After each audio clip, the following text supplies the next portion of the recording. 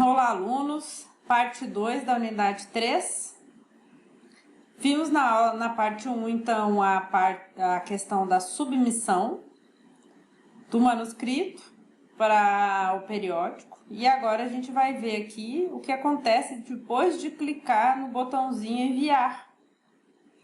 Primeira coisa que vai acontecer é que vai chegar para vocês um e-mail para todos os autores. A revista manda então um e-mail, né? O título Frontiers, no caso a revista da Frontiers, né? A submissão do seu manuscrito, aí o manuscrito passa a receber um número, tá? Esse número é o número que vai identificar então o seu manuscrito daqui para frente. Você não precisa mais lembra que lá na cover você apresenta para o editor em chefe o seu manuscrito, dá o título, os autores. A partir de agora, a comunicação entre o autor correspondente e o editor em chefe não será mais através do título do manuscrito, e sim através desse númerozinho que é gerado aqui. Esse número é o mesmo que aparece no proof, tá? Quando você gera o proof, vai aparecer um número no PDF. É o mesmo número que aparece aqui, tá? É como se fosse um número de identificação lá no sistema de submissão da revista, tá? E aí aqui a revista fala, né? Prezada doutora Simone, doutora Weber, né? A Frontiers Microbiology, o escritório editorial da Frontiers Microbiology, enviou para você uma mensagem, tá? Nós estamos agradecidos ou prazerosos, né? De informar você que você recebeu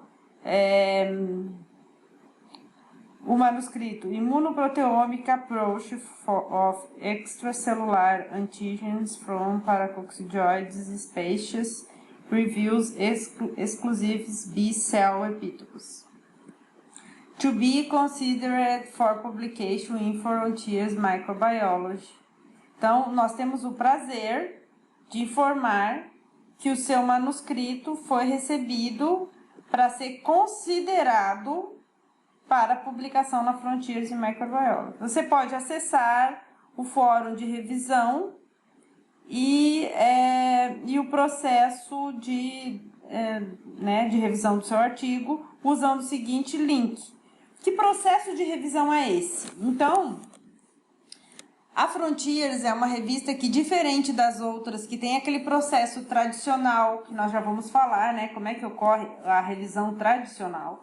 A Frontiers, ela tem um processo de revisão um pouquinho diferente, né? Que eles chamam de Open Review, a revisão aberta, tá? Onde, então, isso é feito como se fosse um fórum de discussão. Então, clicando aqui nesse link, vai abrir um fórum de discussão onde todos os autores, todos os revisores e o editor em chefe podem postar mensagens e discutir sobre as questões apontadas pelos revisores. E aí o revisor faz uma pergunta, você dá uma resposta, o outro autor pode contribuir, bababá, e vai, o outro revisor também tem acesso, e aí eles ficam nessa, pergunta tal coisa, e você responde, ele, não, mas e tal coisa? Aí você responde outra coisa, vai indo, né? E até que por exemplo, vamos imaginar que tem 3 revisores. Um endossa, fala, ok, tá, por mim tá ok, eu aprovo. Aí faltam os outros 2, aí você continua o fórum com os outros 2. E aí um fala assim, eu aprovo, então, depois que você argumentou com ele todos os pontos. Ele aprova. Quando todos os revisores endossaram, aí entra o editor em chefe e vai ver, vai olhar, vai analisar, vai ver se ele está de acordo e aí ele aprova o artigo, tá? Esse é um sistema de revisão diferente que nem todas as revistas têm, a Frontiers é uma que tem esse processo. Nós tivemos um paper aceito, esse paper, inclusive, né, esse manuscrito aqui, ele foi publicado esse ano de 2020 nessa revista. Ela é muito boa, ela tem um fator de impacto de 4 e pouco, tá? E nós passamos por esse processo de revisão dessa forma. É bastante interessante, tá? Apesar de ser um pouquinho mais tenso, eu achei, mas é interessante. Então, eu postei lá no AVA, chama Aula Extra Modelo de Revisão da Frontiers, tá? É um vídeo da própria Frontiers, da revista, com animações, é em inglês, mas dá bem para entender, tá? Eu talvez até tenha como mudar, botar uma legenda, aí vocês sabem mexer nisso, vocês procurem lá. Mas ele é bem legal, o vídeo bem curtinho, acho que é 4, 5 minutos, e ele mostra todo esse processo, né? Desde os autores lá no laboratório de pesquisa submetendo o manuscrito chegando lá no escritório do editor-em-chefe, o editor-em-chefe escolhendo no sistema quem serão os revisores recebendo o convite, eles aceitam e começa o fórum de discussão e tal, até que todos eles endossam e chega para os autores, que no caso, porque essa comunicação toda é online, é rápida, é mais sem muita burocracia. E aí, na animação, quando o artigo é publicado, os autores estão até num bar e comemoram e tal. Então, é uma animação bem legalzinha. Eu gostaria que vocês assistissem lá, tá? Tá escrito aula extra. Bom, mas a revisão tradicional, que é 99% dos periódicos utilizam, é que o nome dos autores não aparece, ou o nome dos revisores. Desculpa, o nome dos autores aparece, e o que não aparece é o nome dos revisores, ou seja, os revisores, quando recebem o manuscrito para corrigir, eles têm acesso a quem são os autores. Eles sabem, eles olham, sabem se é do Brasil, sabem se é da Índia, se é da China, quem são, o nome, a instituição, recebe tudo, é porque eles recebem aquele PDF com a página de título, tá? Entretanto, quando você recebe os comentários dos revisores, você não sabe quem são os revisores. Tá? Você não sabe quem revisou. Essa é o modelo tradicional de revisão, onde só o nome dos autores é conhecido e o nome dos revisores não, tá? Existe, então, é chamada revisão mascarada ou blind ou cega, é essa em que o que é mascarado seria o nome dos revisores, não aparece. Por quê? Porque os revisores se sentem mais à vontade para criticar o trabalho de um colega, porque apesar de serem grupos de pesquisa que trabalham num determinado tema em diferentes países, normalmente eles se conhecem quando são muito específicos de uma área, porque vão para congressos e assistem uma palestra, um assiste uma palestra do outro, então eles se conhecem. Então, tu imagina assim, eu vou revisar um trabalho de um colega e vou criticar, ele vai ficar chateado. Então, não mostrar o nome dos revisores é uma forma de você preservar essa relação, tá? Entretanto, o nome dos autores é importante que apareça, porque, claro, que a tradição da instituição conta bastante, né? Por exemplo, obviamente que se chegar um trabalho da USP para alguém revisar, todo mundo, é a USP. Se chegar um da Universidade Federal de Mato Grosso do Sul, já olha meio assim. É o sistema, não é certo isso. Por quê? Porque não quer dizer que eles trabalham melhor, mas acontece isso. Então, esse é um dos pontos negativos desse modelo de revisão dessa forma, tá? Outra forma de revisão é revisão aberta, onde, então, você conhece o nome dos revisores e os revisores conhecem o nome dos autores. tá? E tem, inclusive, algumas revistas que, quando publicam o artigo no site da revista, aparece lá. Lembra que eu mostrei para vocês? Tem a data da submissão, a data do aceite, a data da publicação. Embaixo tem o nome do editor-chefe e o nome dos revisores. Aparece na página do artigo, quando a revisão é aberta. Aí você conhece. Às vezes você só conhece o nome do revisor depois que encerra a revisão. Às vezes, durante o processo de revisão, você já sabe quem é o revisor, porque ele assina embaixo. Então, depende do modelo que a revista adota, tá?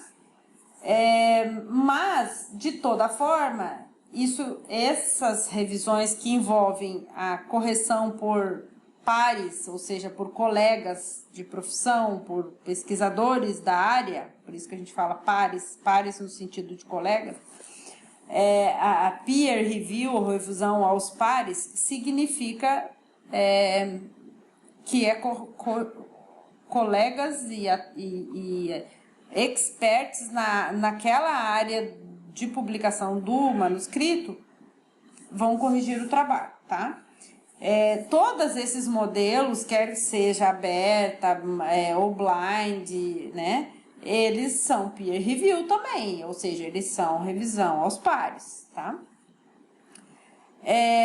Então, qual é a vantagem do referir ou do revisor ser sigiloso, anônimo, né? O referir pode ficar à vontade para criticar, daí ele mete a faca lá e manda ver, né? E aí chega lá para você, quase morre quando você vai ler, mas ele fica à vontade e isso é bom para a ciência, tá? Quanto mais o revisor criticar, melhor, e você depois vai arrumar, melhor vai ficar seu trabalho. Qual seria a desvantagem, né? O referir pode ser tendencioso, ele pode ser desonesto, ou seja, como ninguém sabe quem ele é, já ouvi muitos, não sei, não tem prova, mas eu já ouvi muitos casos em que, às vezes, você tem uma ideia muito boa de um trabalho que você fez rapidamente, é inédito, ninguém tinha feito, aí você manda ele para submete e a revista demora e fica enrolando, demora 3, 4, 5, 6 meses para responder e não nada, e depois quando responde, recusa sem... inventa, fala umas coisas lá e recusa. Aí quando você percebe, dali uns 15 dias, sai na mídia científica um trabalho igual ao seu publicado. Ou seja, o revisor segurou a revisão, foi lá e fez o trabalho igual, porque a sua ideia era muito boa, mandou para publicar, fez as correções, quando recebeu o aceite, ele vai e recusa o seu. Por quê? Porque não dá tempo de você mandar para outra revista. E ele vai e publica aquilo. Aí você não consegue mais publicar porque não é mais inédito. Agora, como é que você vai provar que ele te roubou a ideia? Se você não sabe se aquele autor que publicou aquele manuscrito é o revisor. Se para você o revisor é anônimo. Então você fica no achismo. Você poderia denunciar a revista, falar, olha... contar a história para o editor, né? Mas muitas pessoas não fazem isso, por quê? Porque no futuro, de novo, pode cair na mesma pessoa. Então, assim, tem muita coisa, sabe? Então, essa proteção, esse anonimato do revisor, ele gera também muitas desvantagens, né?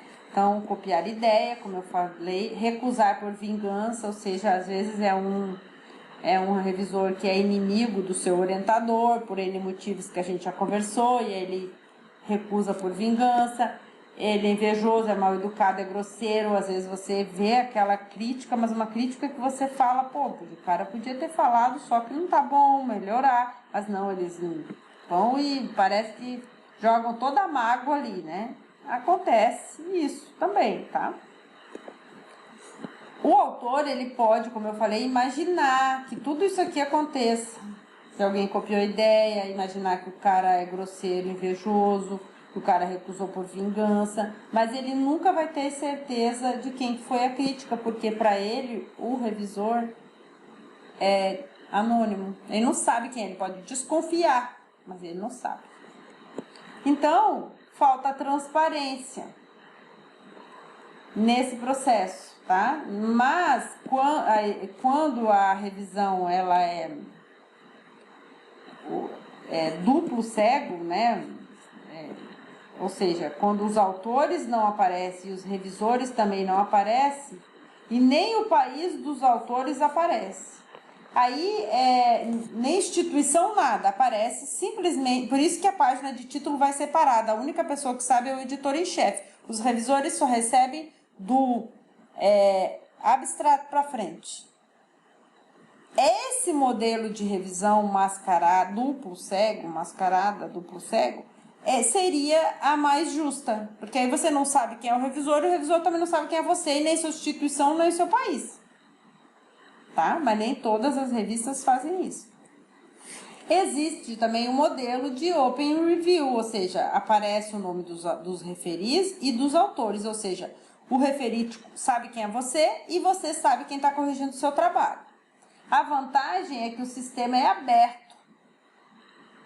A desvantagem é que quem está corrigindo tem um constrangimento, um medo de criticar, o medo de criar inimizade. Vai imaginar que quem está corrigindo é um colega do seu orientador ou de algum pesquisador top que está ali dentro como coautor e ele não quer criticar o trabalho do cara, né?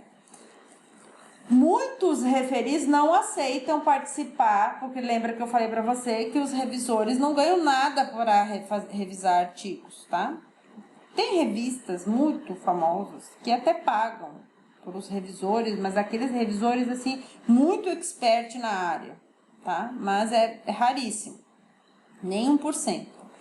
Então, de uma forma geral, os revisores não recebem nada, não recebem grana, eles recebem o certificado, eles recebem uma publicação no ORCID deles, eles recebem o currículo, eles fazem isso porque alguém corrige o deles também, é uma troca, uma ética, aquilo que a gente já falou. Só que quando a revisão é aberta, muitos revisores não aceitam participar por isso. Eu não vou me expor dessa forma, eu vou ter que criticar, a pessoa pode ficar chateada, porque tem gente que aceita críticas, tem outras que não, né? E uma coisa super interessante é que aqui o nosso modelo a gente foge um pouco da submissão e publicação de manuscrito, mas falando de dissertações e principalmente teses de doutorado, tá? Mestrado não tanto, mas teses de doutorado, elas são open review. Elas passam, você não vai fazer uma defesa igual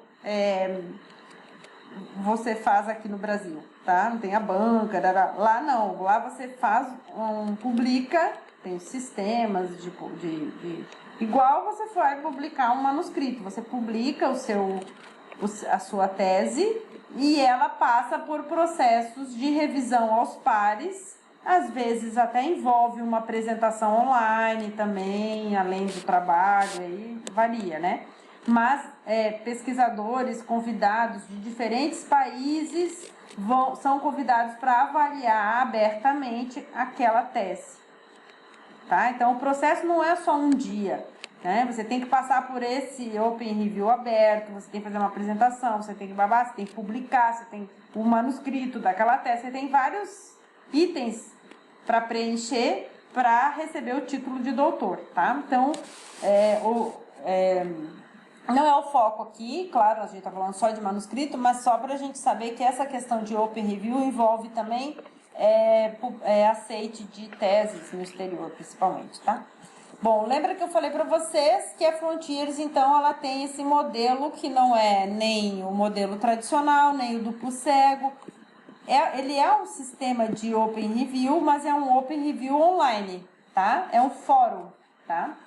Chama um fórum de revisão interativo, tá? É um novo modelo de revisão que a Frontiers utiliza. É revisão aos pares, tem os revisores que vão avaliar tudo, mas o processo é online e tem uma interação, uma maior rapidez nisso. O editor não espera todos os 3 revisores mandar os seus comentários para daí ele mandar a carta pro autor correspondente. À medida imagina você convida 3 revisores. À medida que o primeiro revisor ou o segundo publicar as suas considerações, já aparece, você já pode começar a responder ele, mesmo os outros ainda não tendo contribuído, tá? Então, esse link para assistir esse videozinho, que exemplifica esse processo, da Frontier só, tá? Tá lá no Avro, eu gostaria que vocês olhassem. Não precisa clicar aqui, né? Claro, vocês não vão conseguir. Não precisa copiar esse link, é só clicar direto lá no link da aula extra, na unidade 3, que tá publicado lá no portal, tá? Bom, é esperado que os comentários dos revisores sejam construtivos, quer dizer, as críticas sejam construtivas, tá? Ele seja educado no responder, assim como vocês vão aprender a responder os comentários dos revisores de forma educada. Eu vou mostrar modelos, frases, início das frases pré-prontas, tá? Como que eu utilizo e que vocês podem usar, copiar, tá? Que, de novo, na natureza nada se cria, tudo se copia, né? Então, vamos copiar. Sem ser plágio, mas nós vamos copiar. Um artigo não esgota o assunto, isso é lógico, tá? Você nunca vai ter um artigo que abordou tudo sobre aquele tema, porque o conhecimento, ele não acaba. Então, os referis, os revisores não podem exigir excessos, né? Porque às vezes você está ali com uma hipótese e aí você apresenta os resultados para corroborar com a sua hipótese. E às vezes os revisores pedem experimentos adicionais. Isso acontece, pode acontecer, tá? E tudo bem, pede um tempo real para confirmar a expressão daquele gene, pede Western blot para ver se aquela proteína realmente aumentou sua expressão naquela condição daquela doença, e assim vai. Ele pode pedir um experimento confirmatório do que você está dizendo, mas não pode ser coisa assim excessivamente, tá? Então, os revisores têm que ter em mente que o assunto não se esgota. A partir do momento que aquele trabalho for publicado, ele vai ampliar o que se sabe, mas claro que vão ficar novos gaps para serem preenchidos pelos próximos grupos de pesquisa, ou até mesmo o próprio grupo que está publicando, tá? De uma forma geral, os comentários dos revisores são divididos em 2 grupos, os majors comments e os minor comments, ou seja, minor comments são detalhes pequenos, coisas simples, pontuais, bem, né? E os majors reviews, ou majors comments, são aquelas coisas mais sérias. Ele acha assim as falhas mais sérias que o teu trabalho tem e que tem que ser respondido para poder aceitar o trabalho.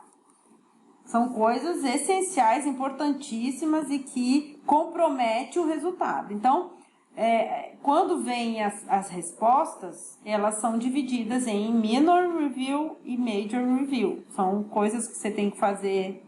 Às vezes só tem minor review.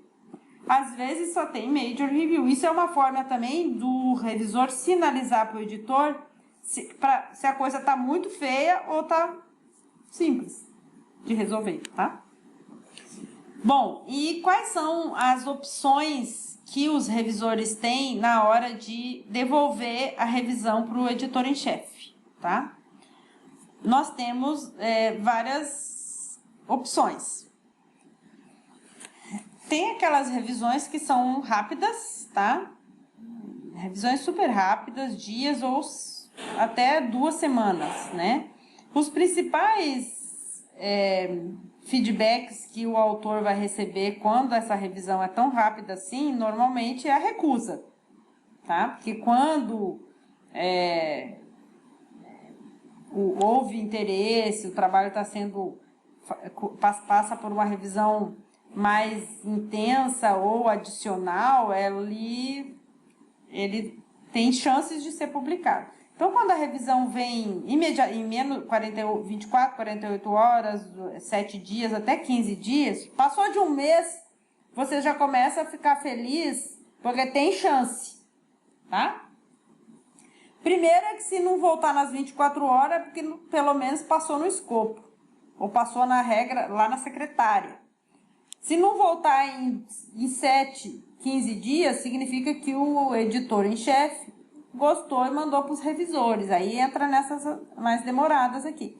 Então, na questão das revisões mais rápidas, os principais feedbacks que vão chegar no e-mail nós não temos interesse, esse assunto não é para nós, ou seja, não está no escopo da nossa revista. É o editor em chefe respondendo, né? Nós temos milhares de artigos bons submetidos e o seu não é tão bom assim, então, por demanda, a gente vai recusar o seu. Está muito mal escrito, não trouxe nenhuma novidade para a área do conhecimento ou está fora do escopo da revista, tá? Esses motivos levam a uma decisão muito rápida da revista em recusar, tá? Quando, revisões mais extensas, elas demoram mais semanas, às vezes meses, 2, 3 meses é uma média, tá? A resposta vem detalhada, né? Ele não aceita e também não recusa, mas ele te dá a opção de responder e detalhadamente ele pontua tudo que tem que ser corrigido.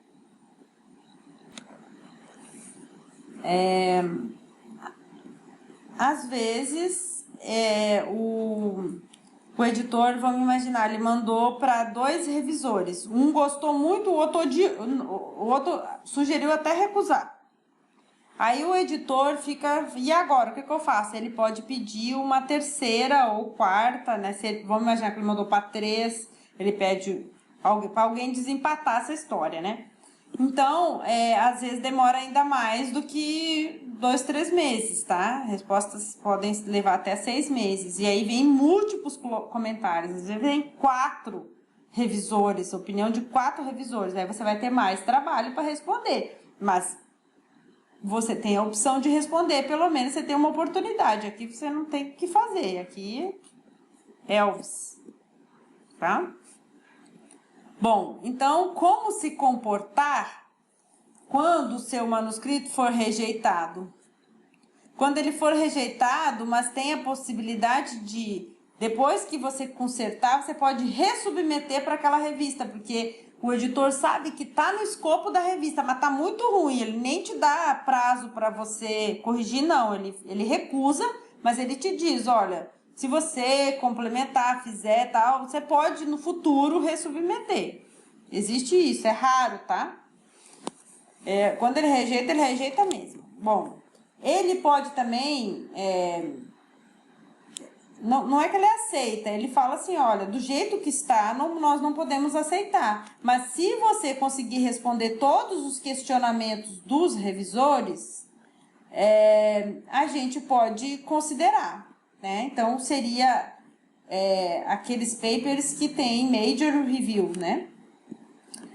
Ou ele pode falar assim, olha, nós temos pequenas correções a serem feitas para que a gente possa aceitar. Então, os minor reviews, tá? Ou ele vem o aceite assim imediatamente, né? O teu trabalho está aceito para publicação plenamente do jeito que está, não precisa fazer nada, tá? Bom, cada uma dessas opções vai chegar no seu e-mail, tá? Uma carta de rejeição, por exemplo, ela já começa assim, ó. Tu recebe um e-mail, a primeira frase é Dear fulano de tal, por exemplo, Dear Dr. Weber, prezada doutora Weber. I regretted to inform. É quando tu vê esse aqui, tu já, ó, artigo recusado. Não precisa nem ler o resto, tá? A frase já começa assim. O regretted é a primeira palavra que aparece lá para você. Aí o que você vai fazer? Ó, por exemplo, a carta de rejeição, ela chega decisão da sua submissão para o Malaria Journal, tá? Que é decisão, já está decidido. Então, esse é o título do e-mail que você recebe. Olha o númerozinho do artigo, né? Do manuscrito, quando você submete, ele recebe um número. Tá aqui o númerozinho dele, tá? Então, o que acontece? Eles começam a carta aqui, é que eu cortei, deixei só isso aqui que eu quero mostrar para vocês. Ele começa, doutor fulano de tal, infelizmente eu informo que babai vai dizer que o seu artigo foi rejected ou declinado, nós declinamos em aceitar o seu artigo e assim, o seu manuscrito e assim vai. Daí às vezes ele fala, né, só isso. Pode colocar uma daquelas razões aqui, né? Ou às vezes ele fala assim, olha, eu mandei para os revisores e os revisores pontuaram várias majors comments e eu não consigo, pelo que o revisor me falou, que isso é o que significa, tá? Pelo que o revisor falou, tá muito ruim. Então, nesses casos em que ele chegou a mandar para os revisores, e não foi aquela rejeição imediata, né? Demorou, mandou para os revisores, mas os revisores optaram, por exemplo, mandou para 2, os 2 sugeriram recusar, aí o editor recusa. Aí, só que ele recusa e te apresenta os comentários dos revisores. Olha, infelizmente não vamos poder aceitar, porque os 2 revisores, eles encontraram várias questões ruins no seu trabalho. E aí ele vê, aí te mostra quais são. Por exemplo, o revisor 2 falou isso, o revisor 1 falou aquilo, e aí ele te apresenta aqui as razões pelas quais o seu trabalho vai ser recusado. Aí o que vai aparecer lá no site onde você fez a submissão, né? Vai estar as opções aqui de entrar e ver a submissão e tal. Tá um númerozinho, olha que é o número do manuscrito que eu submeti, o título, a data que eu submeti, por exemplo, no dia 15 de dezembro de 2018, eu submeti esse manuscrito aqui para o Malaria Journal. No dia 9 de fevereiro veio uma decisão final de rejeição. Ele foi rejeitado. Eles não aceitaram. Aí o que eu fiz? No dia 10 de fevereiro eu mandei para outra revista. E ela foi publicada, tá? Acho que rapidamente numa outra revista foi publicada. Ou seja, o que você faz então quando você tem uma decisão? Você se escabela, fica triste, fica chateado, fica. Mas você segue o baile, né? Então, se o artigo for rejeitado dizendo que não é adequado para aquela revista, você vai procurar outra revista. Mas você vai aceitar as críticas, ou seja, você vai ler tudo que eles escreveram aqui e vai tentar arrumar, porque obviamente que na outra revista o revisor vai achar a mesma coisa, tá? Então, você corrige, só que você não manda para a mesma, você vai escolher uma outra revista e vai mandar, mas você vai aproveitar as críticas que foram feitas para melhorar o seu trabalho, para melhorar as chances de aceite numa outra revista, tá? Agora, claro, e se você receber um e-mail assim, ó, né? Em vez de começar I regretted to inform, o e-mail começa I'm pleased to inform. Eu tenho o prazer, lá infelizmente eu informo aqui, eu tenho o prazer de informar você que o seu paper foi... Aqui ele tá mais para lá, ó. Não, eu já cortei, mas... was accepted to publication, que é o resto do e-mail, tá? Então, quando você recebe... Quando a frase começa assim, ó... I'm a pleasure to inform, não precisa nem ler o resto, tá aceito. Quando ela começa assim, você se descabela. Quando ela começa assim, você pode comprar lá o champanhe para comemorar, tá? O que acontece na maioria das vezes, quando ele não é recusado ou aceito, é que o artigo, o que fazer, né? Quando o artigo receber várias críticas, mas que ele abre a possibilidade, então, de você responder, né? Ou seja, ele te dá, o revisor, o editor em chefe, ele te dá a opção de você corrigir e com major ou minor review. Ele te dá a opção de você, te dá um prazo de 30, 60 dias para você responder as questões, e aí eles vão reavaliar conforme as suas respostas, se você vai ser aceito ou não. Então, você vai preparar as modificações e enviar a revisão com a nova cover letter, que nesse caso se chama response letter, ou seja, você é uma carta de apresentação das suas respostas aos questionamentos dos revisores, porque você apresenta para o editor em chefe, respondendo ponto por ponto as críticas dos revisores. Ou seja, você tem uma oportunidade de responder as perguntas dos revisores, tá? Como é que vem aqui o e-mail para você, quando nessa condição, como é que você recebe o e-mail, tá? Normalmente não vem nem I regret to inform, nem I'm pleasure to inform. Vem assim, ó. Dear Dr. Weber, os revisores comentaram no seu paper e eles indicaram que não é aceitável para publicação na presente forma, no formato em que ele está. Entretanto, se você sentir que é capaz de responder os comentários incluídos abaixo, que ele vem aqui, eu convido você para revisar isso, arrumar e ressubmeter o seu manuscrito. Aí ele te dá um prazo aqui não está escrito, mas normalmente lá no final está escrito em 30 dias, em 40, em 60 dias, em 15 dias, depende do tanto que você tem para fazer. Se é uma coisa, se é minor review, ele dá 15, 30 dias. Se é major review, dá 60, às vezes até 3 meses, tá? Se tem experimento, ele dá 3 meses. Se não tem experimento, ele dá 60 dias.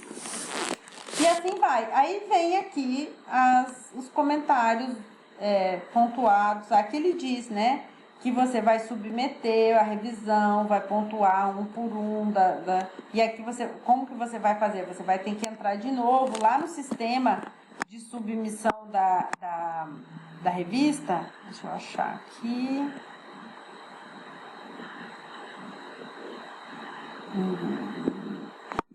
Você vai entrar de novo no sistema de submissão da revista e vai ver aqui a carta com a decisão. E você vai fazer clicando aqui, vai ter a opção de você editar de novo todas aquelas etapazinhas da submissão, você pode reeditar. Porque você provavelmente vai ter que tirar aquele texto do manuscrito que você enviou primeiro e fazer o upload do novo com as correções, tá? E obviamente você vai corrigir no texto, mas vai fazer uma response letter pontuando um por um. Por exemplo, tal alteração foi feita na página tal, na linha tal, em atenção ao revisor, ao questionamento do revisor, tal, tá? Eu vou mostrar exemplos de como fazer essa response letter para vocês, tá? Bom, então você pode ter essa oportunidade de responder. E o que significa isso? Significa que o editor ele tem interesse em publicar o seu trabalho. Só que o seu trabalho tem algumas coisas para serem corrigidas. Isso é bom por quê? Porque o seu trabalho vai ficar melhor, tá? Então, aqui tem um exemplo que eu vou mostrar para vocês, ó, tá? O que eu faço? Eu faço uma cover lá, escrevo como eu escrevi antes. Eu vou botar um modelo de cover e um modelo de response letter no Ava para você, no Word, tá? Postar lá no Ava o arquivo de Word para vocês verem um modelo completo. Aqui eu peguei só um pedaço para a gente entender, né? Mas eu faço uma introdução lá em cima, direciono para o editor em chefe, falo que é um prazer resubmeter a versão corrigida e que agradeço os comentários que melhoraram muito o trabalho, faço aquele merchandise lá em cima. Aí eu venho e falo assim, segue abaixo as respostas pontuais para todos os revisores. Aí eu começo. O que eu boto? Revisor 1. Aí eu copio exatamente como veio lá nos questionamentos. Aqui, como veio nos questionamentos, eu copio o que o revisor 1 disse. Para o primeiro ponto dele, que ele vem com... Às vezes ele bota 15 coisas. Aí você bota a primeira. Revisor 1, comentário 1, tá? Aí ele fala aqui, ó, normalmente o revisor 1, ele dá uma introdução sobre o assunto, porque ele está conversando com o editor em chefe, tá? Aí ele vem aqui e fala assim, ó, linezolida é uma arma importante para tratar cocos aeróbicos gram-positivos, estafilococcus coagulase negativa, resistente à meticilina, enterococcus resistente à vancomicina, e Staphylococcus aureus resistente à marsa. Ou seja, é um antibiótico bastante potente para tratar bactérias resistentes. Daí ele vai e conta isso, ele está fazendo um resumo do trabalho. A trombocitopenia, juntamente com a anemia, é uma das manifestações mais comuns dos usuários de linezolida, ocorrendo em cerca de 11,8% dos pacientes tratados com esse antibiótico. O mecanismo exato que resulta na baixa contagem de plaquetas não está completamente esclarecido, podendo ser uma inibição na produção ou um aumento da destruição periférica das plaquetas. Existem evidências que apoiam o conceito de que a restrição da megacaripoese é mais frequente e tende a ocorrer por volta da segunda semana de tratamento. Portanto, o conhecimento da incidência e dos fatores de risco da trombocitopenia em nosso país é bastante atraente. Ou seja, é a opinião do revisor 1 com relação ao trabalho. Ou seja, ele acha que o trabalho é importante. Tá? Daí só que ele diz assim, ó, de acordo com o desenho do estudo, todas as variáveis, com exceção de base das plaquetas, a contagem de plaqueta de base, ou seja, antes do início do tratamento, né, tiveram como objetivo analisar exclusivamente a função renal. Os autores mencionam outros fatores, como insuficiência hepática, que não fazem parte do escopo desse estudo. Seria interessante especificar o foco da função renal entre os objetivos do presente estudo. Ou seja, ele está querendo que eu vá lá no item em que eu falo do objetivo e deixe claro que eu quero avaliar a função renal, apenas, tá? Entre os objetivos desse estudo está a determinação da incidência induzida por linezolida na página 4, na linha 2, que não foi mencionada na conclusão do estudo, ou seja, eu botei aqui como um objetivo determinar a incidência, mas eu não concluí lá no final. Olha que gafe, que erro, né? Porque lembra que a gente estava aprendendo como escrever? A nossa conclusão tem que responder os nossos objetivos. Se não respondeu, você tira o objetivo de lá. Tá? Se o seu objetivo foi determinar a incidência, você conclui o trabalho mostrando qual foi a incidência. Tá? Então, como o grupo que desenvolveu a trombocitopenia é muito pequeno, ou seja, o N, né, em números absolutos, pode ser interessante mostrar o intervalo de confiança. Ou seja, ele está pedindo que eu apresente lá nos resultados um intervalo de confiança para o N amostral que eu utilizei. Tá? Então, olha só, ele está muito educado. Olha como que ele está educado, né? Educadíssimo. E aí vai. Aí, no mesmo trabalho, vem o revisor 2 e diz que o manuscrito é um estudo retrospectivo no qual avalia a ocorrência de trombocitopenia em pacientes tratados com linezolida. O manuscrito está bem escrito, os autores fazem uma adequada discussão do tópico.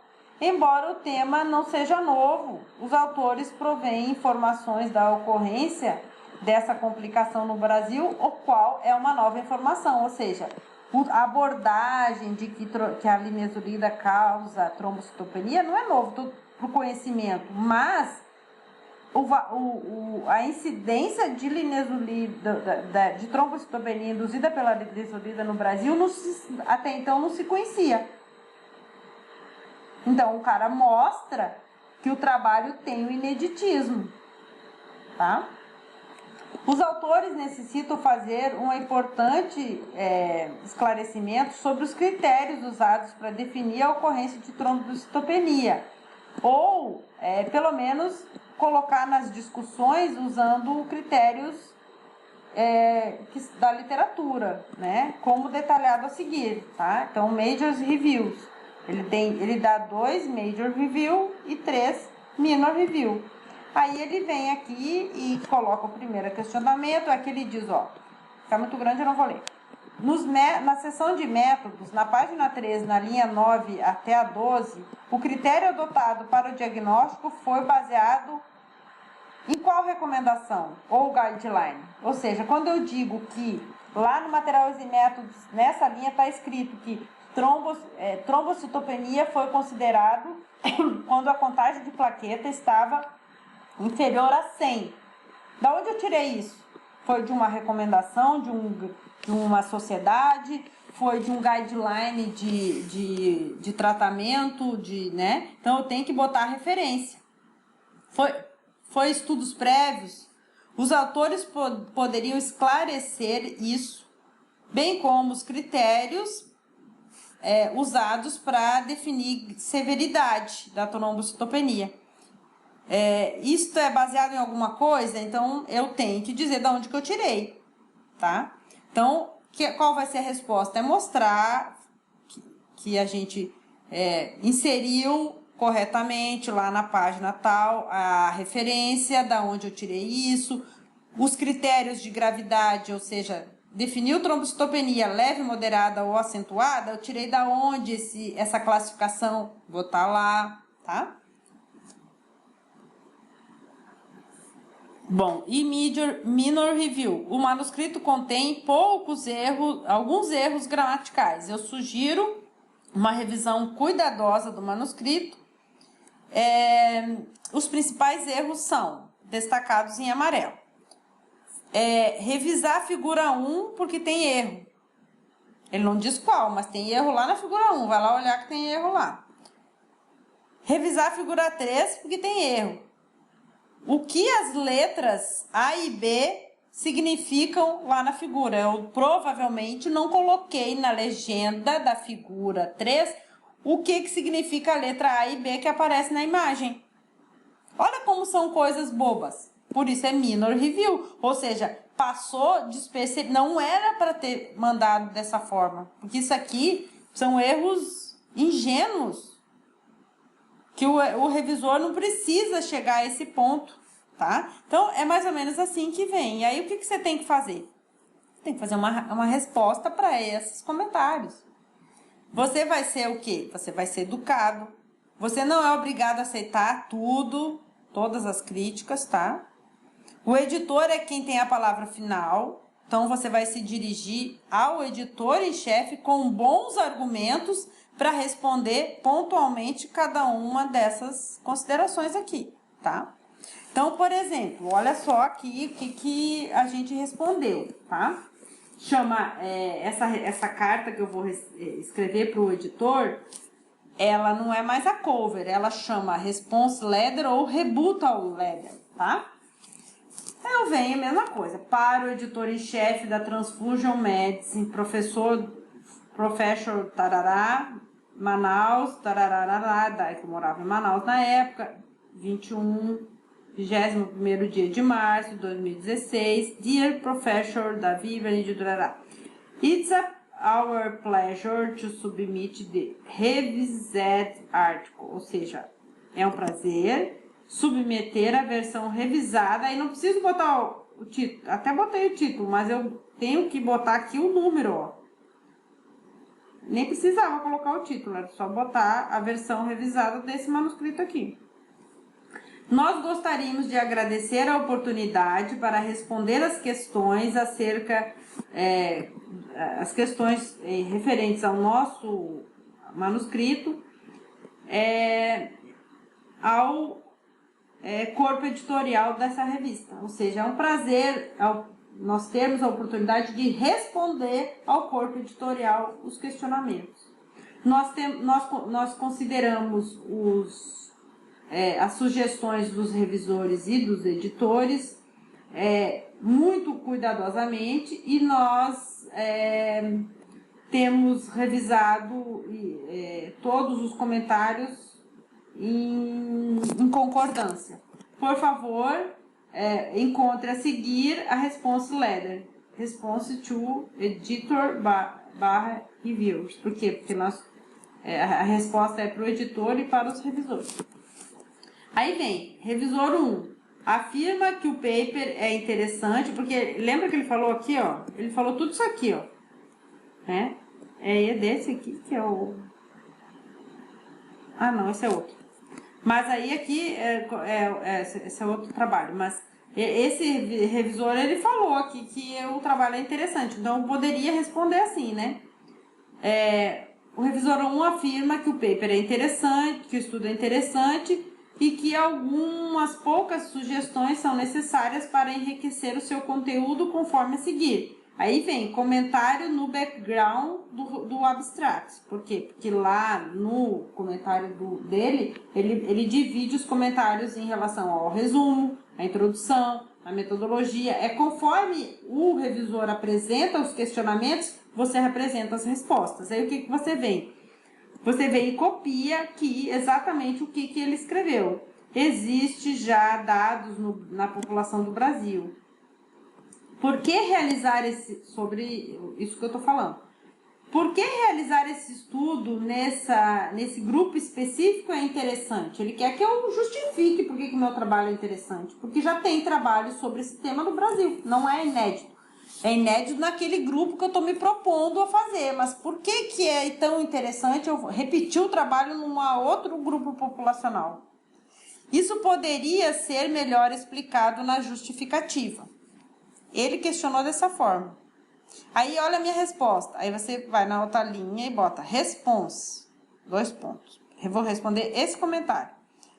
Nós apreciamos o comentário e esse ponto tem sido endereçado, né, na linha 56 a 59 lá do manuscrito. Então, eu fui lá, porque ele disse que era para melhorar a justificativa. Então, lá na linha 56 e 59, eu coloquei o porquê, a resposta que ele queria aqui, ó. A população brasileira tem uma alta taxa de mistura racial. O conhecimento do polimorfismo HPA, em particular em doadores do norte do Brasil, que tem uma grande influência ameríndia, é uma estratégia relevante para prevenir a aloimunização. Então, por que é importante estudar nesse grupo específico? Qual é o grupo específico? Doadores de sangue do norte do Brasil. Por que se já existe dados de polimorfismo de HPA no Brasil, por que eu estou estudando a região norte em específico? Aí eu digo que o Brasil, a população do Brasil não é homogênea, tem uma grande influência de mistura de raças, e que estudar um polimorfismo genético na população do norte do Brasil e que tem influência ameríndia, o sul tem influência italiana, alemã, né? O centro-oeste tem uma influência mais, né, da África, enquanto que o norte tem a influência ameríndia mais forte, tá? Então, isso é uma estratégia relevante para prevenir a imunização. Por quê? Porque como a origem genética é diferente, os antígenos desses indivíduos são diferentes. É isso que significa a minha resposta. Então, você responde exatamente o que ele perguntou, né? Então, eu vou lá e coloquei essa justificativa no manuscrito, na página 56 e 59, conforme ele botou, que poderia ser melhor explicado para justificar o porquê do trabalho. E foi o que a gente fez, tá? Aí vem um outro comentário sobre a discussão. Como mencionado acima, HPA4B, a frequência de HPA4B, bem como a influência ameríndia nos doadores nessa região, poderia ser melhor explorada e especulada. Aí, o que eu faço? Esse ponto foi endereçado na página 8, na linha 16 a 25. Considerando a frequência encontrada, eu já disse que isso aqui foi melhor explicado lá, respondi. Aí vem outro questionamento dele, ainda dentro de discussão. Considerando a frequência encontrada, as quais poderiam Quais poderiam ser os números de doadores tipados, né, genotipados para esse antígeno, necessários para estabelecer um painel de doador de plaqueta apropriado nessa população? Isso poderia também ser discutido, ou seja, quantos doadores eu precisaria testar para eu ter no meu banco de doadores de plaquetas todas as opções de antígenos HPA para atender toda a minha necessidade dos receptores, para evitar a aloimunização. O que é a aloimunização? É quando você produz um anticorpo contra um antígeno que você não tem, né? Então, isso é a questão de incompatibilidade transfusional. Nós consideramos extremamente interessante esse comentário. Ó, eu tô puxando o saco do cara.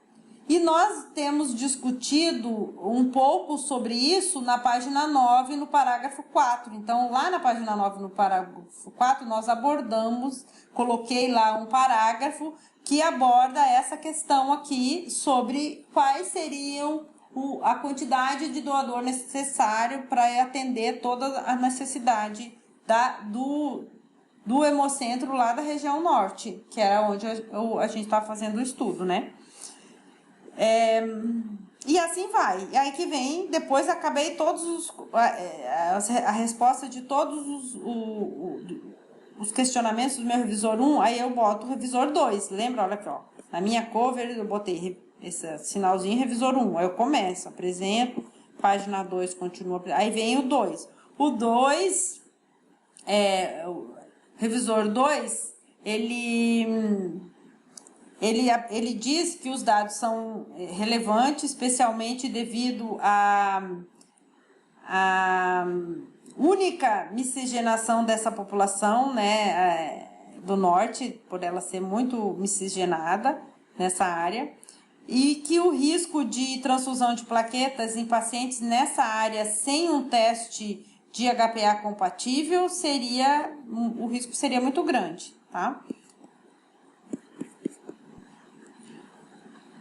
E aí, o revisor 2 diz que ele apresenta os majors e minor review requerido para ser apresentado. Então, aí eu começo a responder, né? Eu boto o primeiro comentário comentário 1 do revisor 2. Eu sugiro fortemente uma revisão do inglês por um speaker nativo, um falante nativo, e que o manuscrito deve ser melhor fluir, para que o manuscrito fique melhor fluido e melhore a compreensão. Aí eu vou e respondo. A linguagem do inglês tem sido melhorada pelo American Journal Expert, o AJA, e o certificado de edição está em anexo. Então, mandei o artigo, o manuscrito para ser revisado por uma empresa e apresento o comprovante para mostrar que a gente atendeu a esse questionamento. Aqui ele diz que o abstract deveria ser revisado, ele dá exemplo. Então, eu concordo que o abstract não estava claro. E a versão revisada foi incluída, como pode ser visto na página 2. E assim vai, entendeu? Eu vou ponto a ponto respondendo tudo.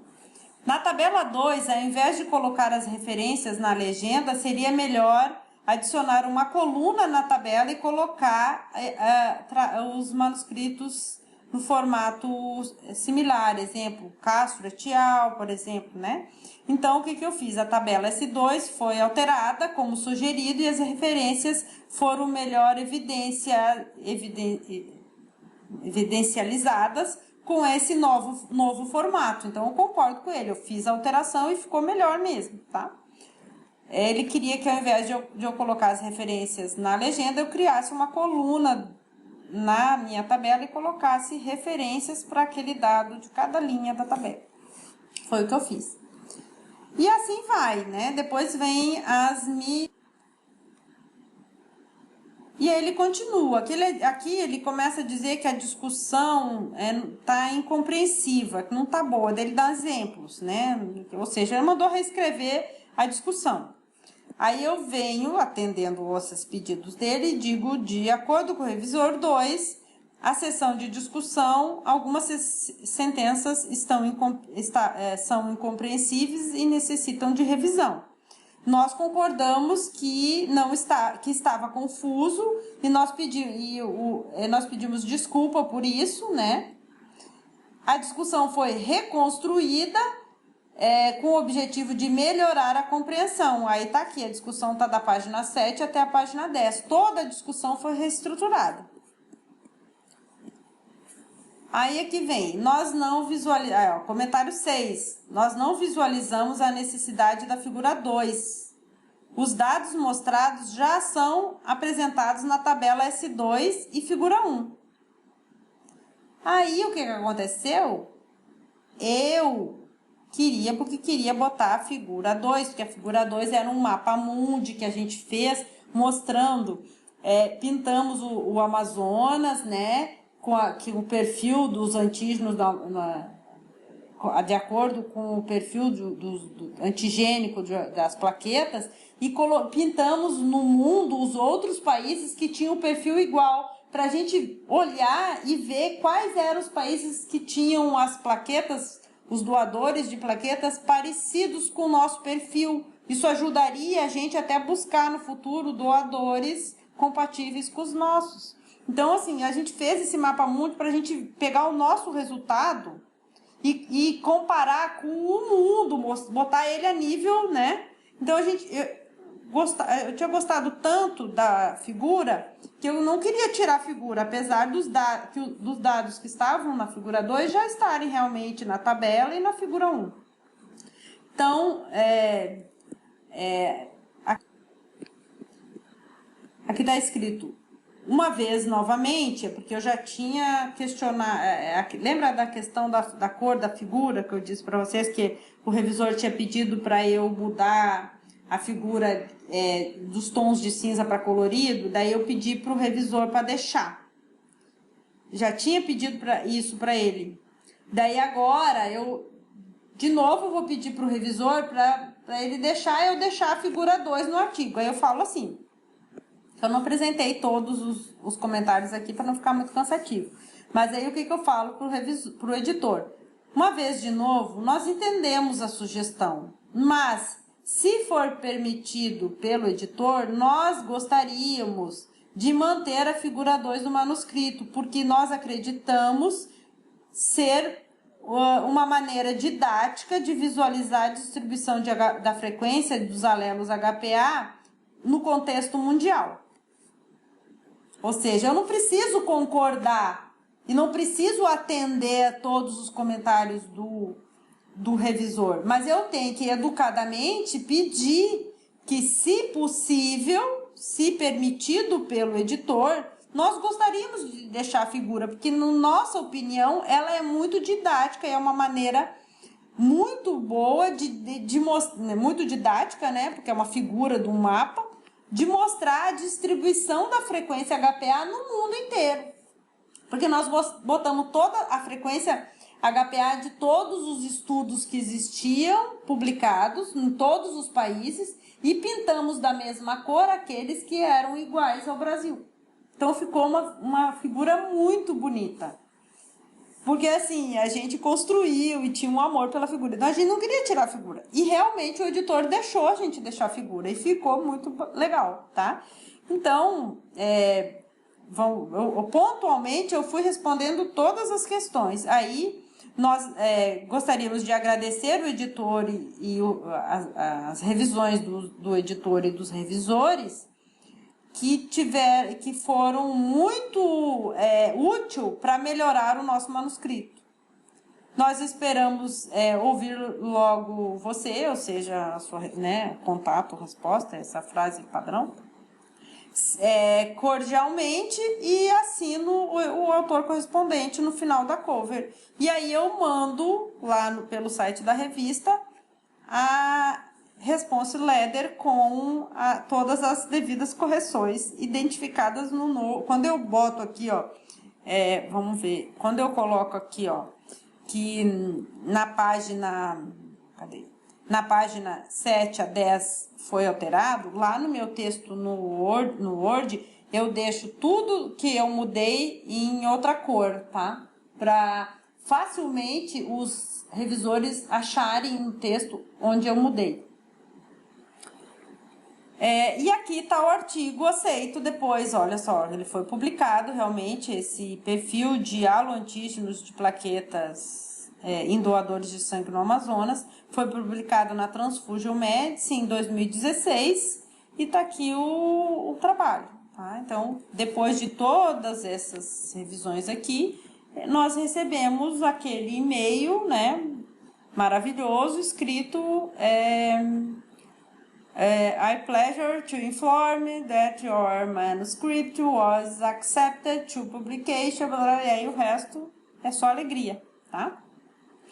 Bom, depois que ele é aceito, aí vem a questão de você vai assinar o copyright, você vai pagar ou não precisa pagar, vem todas aquelas questões, né? E aí eles mandam o seu trabalho lá para a Índia, né? Para eles fazerem a formatação. Normalmente é na Índia porque eles são muito bons com informática, né? E a mão de obra é muito mais barata do que você pagar alguém nos Estados Unidos, na Europa, para fazer essa... Então, normalmente as revistas, elas contratam escritórios nesses países, China, Índia, para fazer essa... Às vezes como é que é? Esqueci, o outro país lá do Oriente Médio, tá? Então, daí vem para você o que eles chamam de Gallery Proof, que é a prova, ou carry, né?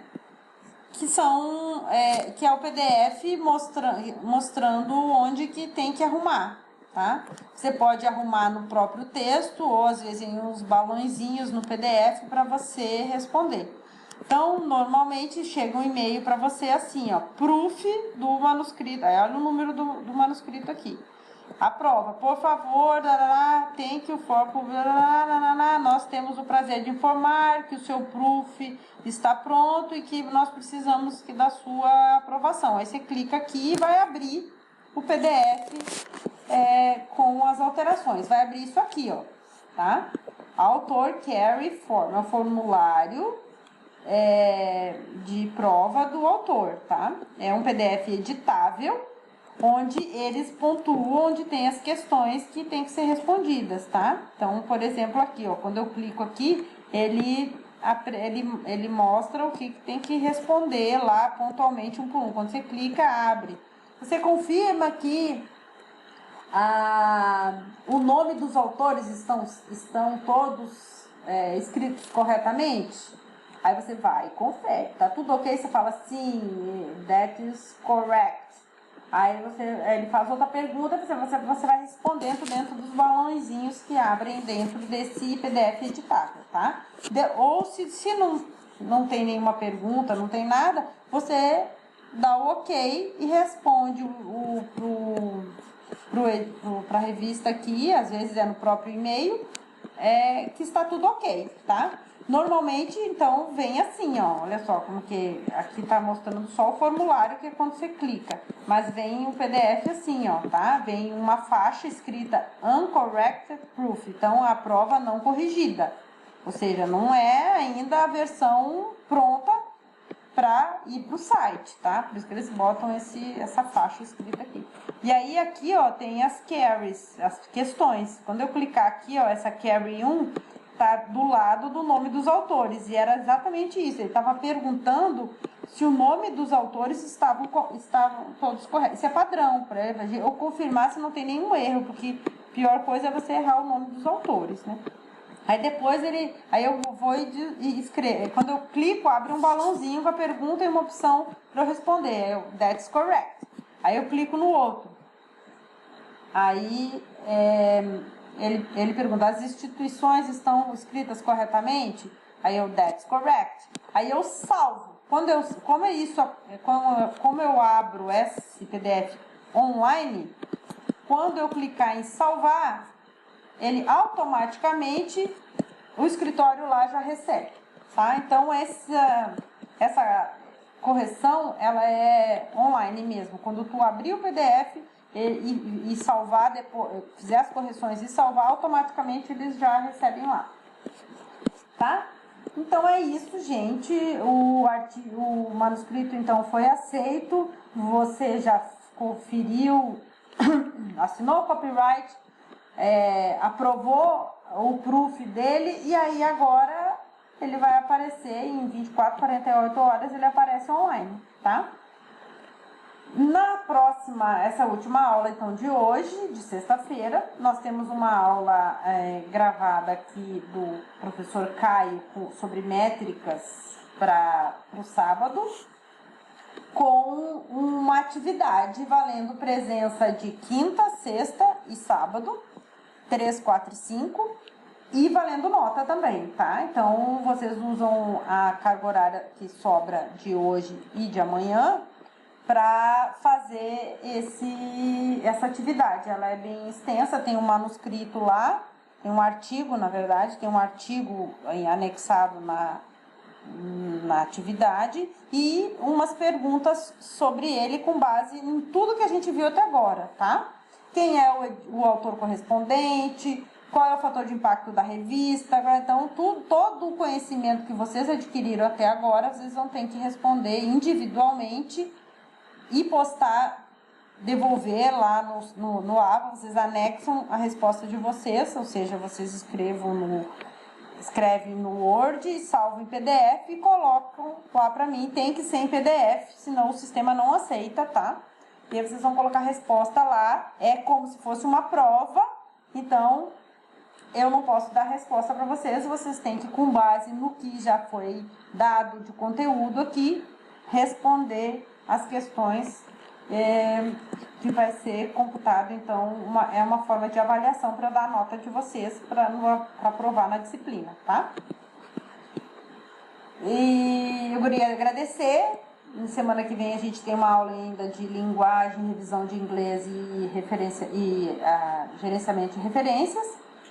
Não vai ser tão extenso igual foi essa primeira e segunda semana. Nós temos aula só quinta e sexta, mais da semana que vem, daí, né? Então, se você gostou da aula, você elogia. Se você não gostou, você fica quieto, não se cale, se não fala nada, né? Brincadeira. Não, o que eu quero dizer é que se essa disciplina ajudar vocês podem indicar ela para os outros colegas, para que o ano que vem os alunos procurem fazer a inscrição na disciplina, se vocês acharem que ela vai ajudar vocês, tá bom? Então, até mais.